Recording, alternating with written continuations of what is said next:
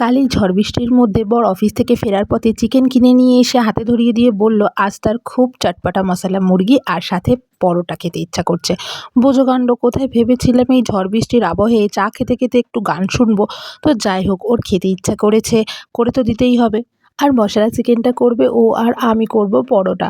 এখানে মশলা চিকেনের জন্য যা যা দরকার ওকে একটু গুছিয়ে দিচ্ছি। দেখো, প্রথমেই এখানে শিলে একটু পুদিনা পাতা আর ধনে পাতা বেটে নিচ্ছি। এরপর চিকেনের মধ্যে টক দই, ধনে পাতা, পুদিনা পাতা বাটা দিয়ে ভালো করে মাখাতে হবে।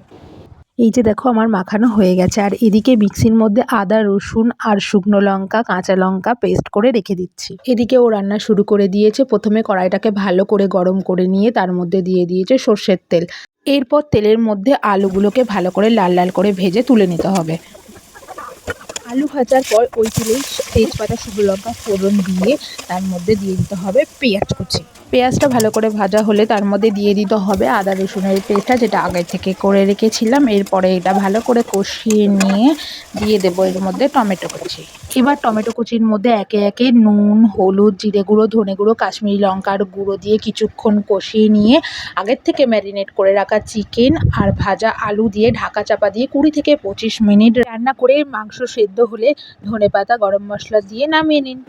দারুণ টেস্ট হয়েছিল কিন্তু। আর এই যে আমি তৈরি করে নিয়েছিলাম পরোটার সাথে খেতে তো জাস্ট ফাটাফাটি লেগেছিল। তোমরাও কিন্তু একবার বাড়িতে ট্রাই করে দেখতে পারো।